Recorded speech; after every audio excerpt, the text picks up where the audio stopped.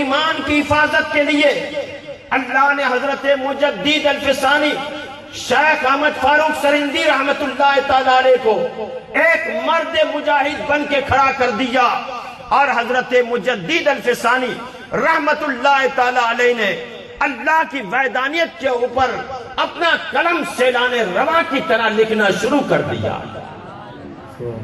حضرت امام ربانی مجدد الفسانی شیخ احمد فاروق سرہندی رحمت اللہ تعالی علیہ نے اللہ کی وحدانیت کے اوپر ہزاروں کی تعداد کے اندر کتابیں لکھ کر کے لوگوں کے ایمان اور عقیدے کی حفاظت فرمائی۔ اکبر تک بات جاتی ہے کہ شیخ احمد نے اللہ کی وحدانیت کے اوپر کتابیں لکھنا شروع کر دیا ہے۔ شیخ احمد نے اللہ کی وحدانیت کے پرچم کو بلند کرنا شروع کر دیا ہے۔ جگہ جگہ وعظوں کے ذریعے، نصیحتوں کے ذریعے اللہ کی وحدانیت کے پرچم کو بلند کرتے تھے، لوگوں کے ایمان کی حفاظت کرتے تھے۔ اکبر نے حضرت امام ربانی مجدد الفسانی شیخ احمد فاروق سرہندی رحمت اللہ تعالی علیہ کو اپنے دربار کے اندر طلب کیا، اس لیے کہ یہ ایک ذات ہے اور لوگوں کو میرے آگے سجدہ کرنے سے روک رہی ہے۔ حضرت امام ربانی کو اکبر نے اپنے دربار کے اندر بلایا اور درباریوں سے فرمایا کہ شیخ احمد کو اس گیٹ سے میرے پاس لے آنا جو چھوٹے والا گیٹ ہے جس سے لوگ اپنے سر کو جھکا کر میرے پاس آتے ہیں۔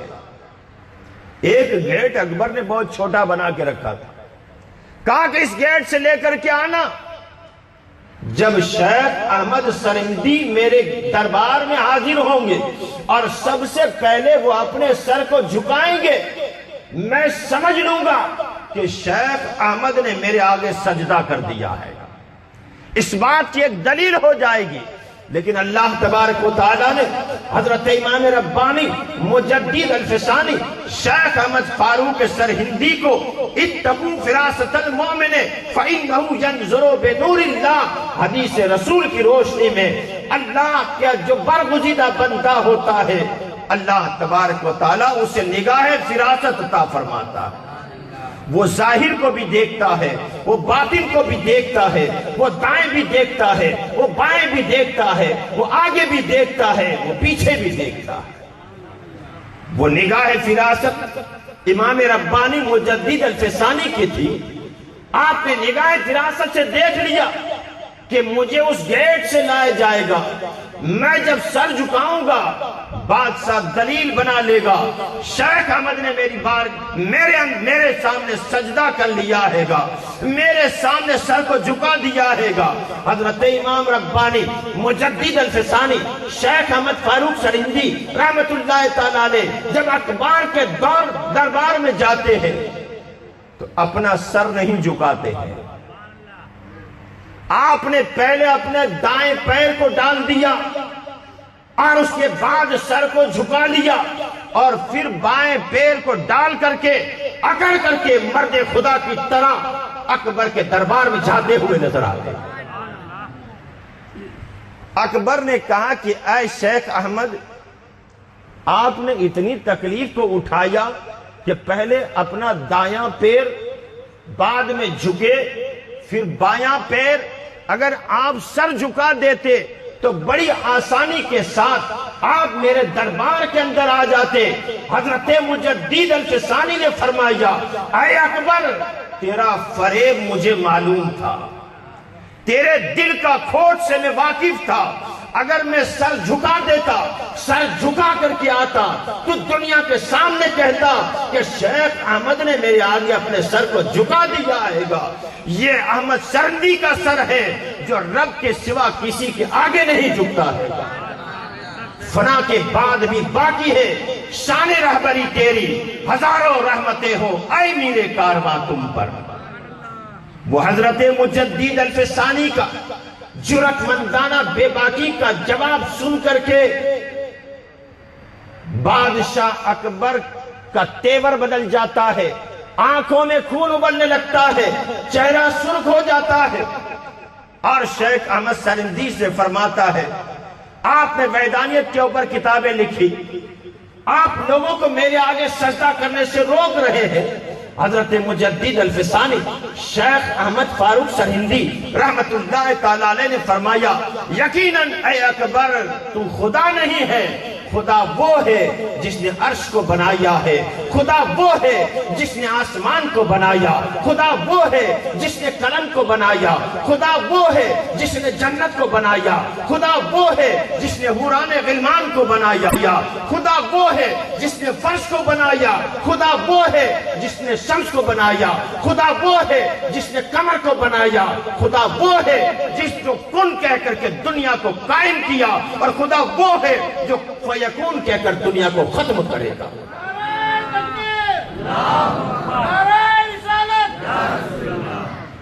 اگر سر جھکے گا تو ایک رب کے آگے جھکے گا، اس کے سوا کسی کے آگے نہ جھکے گا۔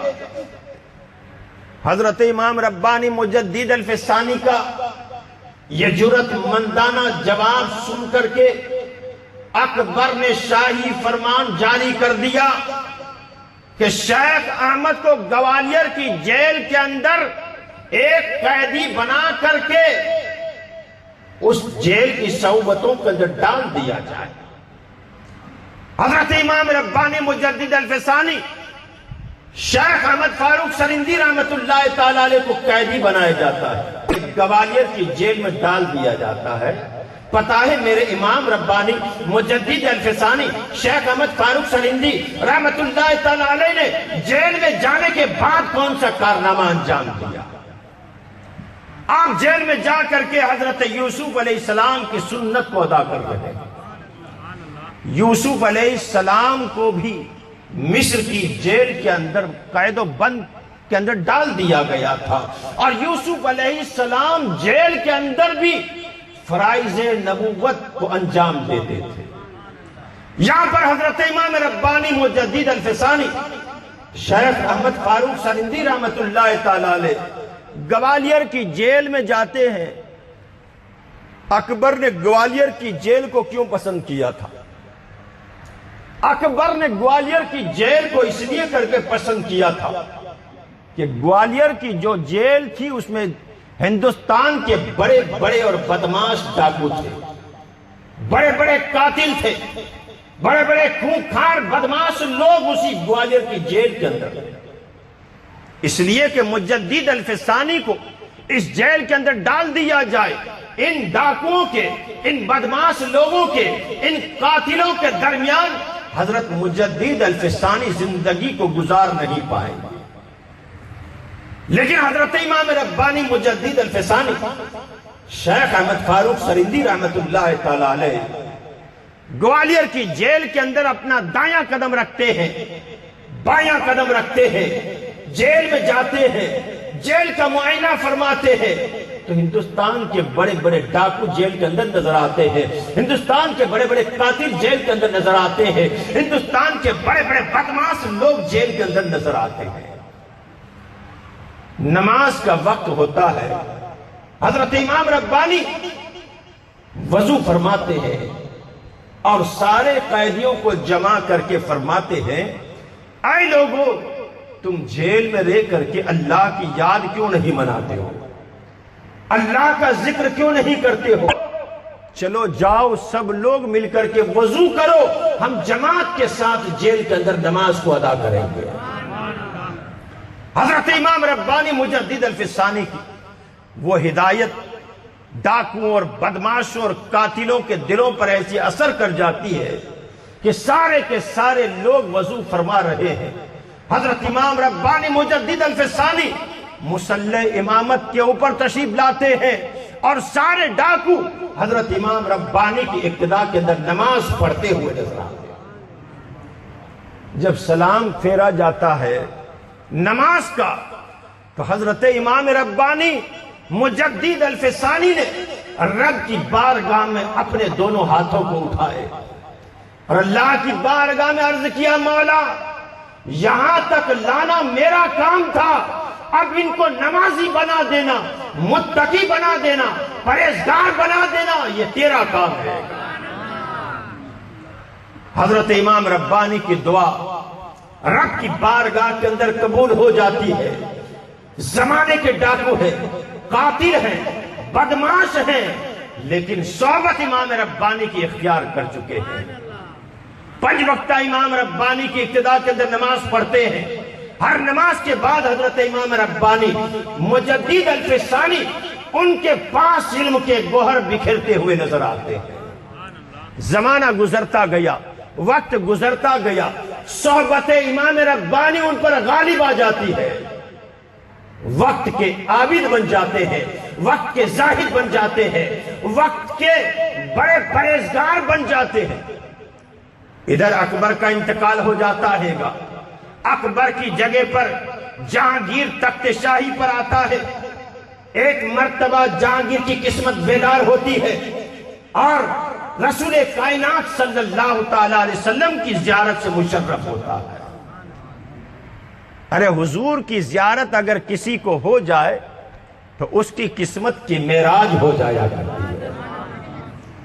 کسی نے کہا ہے کہ سنا ہے آپ ہر عاشق کے گھر تشریف لاتے ہیں، لیکن نہیں، ہمیں تو یقین ہے آپ ہر عاشق کے گھر تشریف لاتے ہیں۔ میرے گھر میں بھی ہو جائے چراغ یا رسول اللہ، ہماری بھی کوئی ایسی قسمت ہو جائے والی سورج کے صدقے میں کہ اللہ ہمیں بھی حضور کی زیارت نصیب فرما دے۔ اور میرے آقا ارشاد فرماتے ہیں کہ شیطان ہر پیر، ہر بزرگ، ہر عابد کی شکل کو اختیار کر سکتا ہے انسان کو گمراہ کرنے کے لیے، لیکن سرکار ارشاد فرماتے کو میری صورت اختیار نہیں کر سکتا۔ جس کو میری زیارت ہوئی یقیناً اس کو میری زیارت ہوئی۔ جہانگیر کی قسمت بدلنا تھا، جہانگیر کی قسمت میں میرے آقا کی زیارت سے مشرف ہوتا ہے اور آقا کی بارگاہ میں عرض کرتا ہے یا رسول اللہ صلی اللہ تعالی علیہ وسلم، میری حکومت کو بچا لے، میری حکومت کو بچا لے۔ سرکار علیہ السلام جہانگیر سے اپنے چہرے کو پھیر لیتے ہیں اور سرکار کا چہرہ غضبناک ہوتا ہے اس کی طرف، اور سرکار ارشاد فرماتے ہیں جہانگیر اپنی حکومت بچانے کی میرے پاس درخواست کرتا ہے، میرے شہزادے کو گوالیر کی جیل کے اندر ڈال کر کے، ہاتھ اور پیروں میں بیڑیوں کو ڈال کر کے اپنی حکومت کی پناہ مانگتا ہے گا۔ اگر تیری حکومت بچانی ہے تو میرے شیخ احمد کو رہا فرما دے۔ حضور علیہ السلام اس کو فرماتے خواب کے اندر، خواب سے بیدار ہوتا ہے گا، فوراً شاہی فرمان جاری کیا جاتا ہے، سارے لوگوں کو بلائے جاتا ہے اور سپاہیوں کو لے کر گوالیر کی جیل کے اندر جاتا ہے۔ گوالیر کی جیل میں جا کر کے شاہی فرمان پہنچایا جاتا ہے گا۔ آج بادشاہ جہانگیر گوالیر کی جیل کے اندر اپنے پورے لشکر کو لے کر کے آیا ہے، اس لیے کر کے کہ آج حضرت امام ربانی مجدد الفسانی شیخ احمد فاروق سرہندی کو باعزت رہا کیا جاتا ہے۔ جب شاہی فرمان حضرت امام ربانی مجدد الفسانی تک پہنچتا ہے، چاہیے تو یہ تھا کہ حضرت امام ربانی مجدد الفسانی شاہی فرمان کو سن کر کے جیل سے باہر آ جاتے ہیں، لیکن آپ نے فرمایا جہانگیر سے کہہ دو تیرا فرمان تیرے پاس رکھ لے، شیخ احمد گوالیر کی جیل سے باہر نکلنے والا نہیں ہے گا۔ جہانگیر نے کہا کہ حضور کیا وجہ ہے، آپ کو باعزت رہا کیا جاتا ہے، آپ جیل سے باہر نکلنے کا انکار فرماتے ہیں۔ حضرت شیخ احمد سرہندی رحمت اللہ تعالی علیہ جہانگیر سے فرماتے جہانگیر اگر مجھے رہا کرنا ہے تو جیل کے اندر جتنے قیدی ہیں ان سب کو رہا کر دیا جائے، بعد میں شیخ احمد اپنا قدم باہر نکالے گا۔ جہانگیر نے کہا کہ حضور آپ جانتے ہیں کہ گوالیر کی جیل کے اندر کیسے کیسے بدمعاش لوگ ہیں، کیسے کیسے قاتل لوگ ہیں کہ اگر انہیں آزاد کر دیا جائے گا ہندوستان تباہ ہو جائے گا۔ جس شہر میں چلے جائیں گے، جس ملک میں چلے جائیں گے، اس ملک کو تباہ فرما دیں گے۔ حضرت امام ربانی مجدد الفسانی شیخ احمد سرندی رحمت اللہ تعالی علیہ نے فرمایا، وہ تیری اور تیرے باپ کی جیل تھی جس میں ڈاکو تھے، بدمعاش تھے، قاتل تھے۔ اب شیخ احمد کی صحبت کو اختیار کر لیا ہے گا، جس ملک میں جائیں گے امن سکون کا پیغام کو پھیلاتے ہوئے جائیں گے۔ اب ان کی نگاہ وہ نگاہ نہیں ہے، اب تو ان کی نگاہ وہ ہو چکی ہے کہ اگر ان کی نگاہ اٹھاتے ہیں عرش اعظم دیکھتے ہیں، نگاہ جھکتی ہے تو تحت الثری دیکھتے ہیں۔ یہ کس کی صحبت کا اثر تھا؟ یہ حضرت امام ربانی مجدد الفسانی شیخ احمد فاروق سرندی رحمت اللہ تعالی علیہ کی صحبت کا اثر تھا کہ ہزاروں کی تعداد کے اندر جو بدمعاش تھے، قاتل تھے اور بڑے بڑے ڈاکو تھے، حضرت امام ربانی کی صحبت کو اختیار کر لیا، اللہ نے انہیں ڈاکو میں سے ولایت کے مقام کے اوپر پہنچا دیا۔ اسی کو حضرت رومی رحمت اللہ تعالی علیہ فرماتے ہیں، صحبت صالح ترا صالح کنت صحبت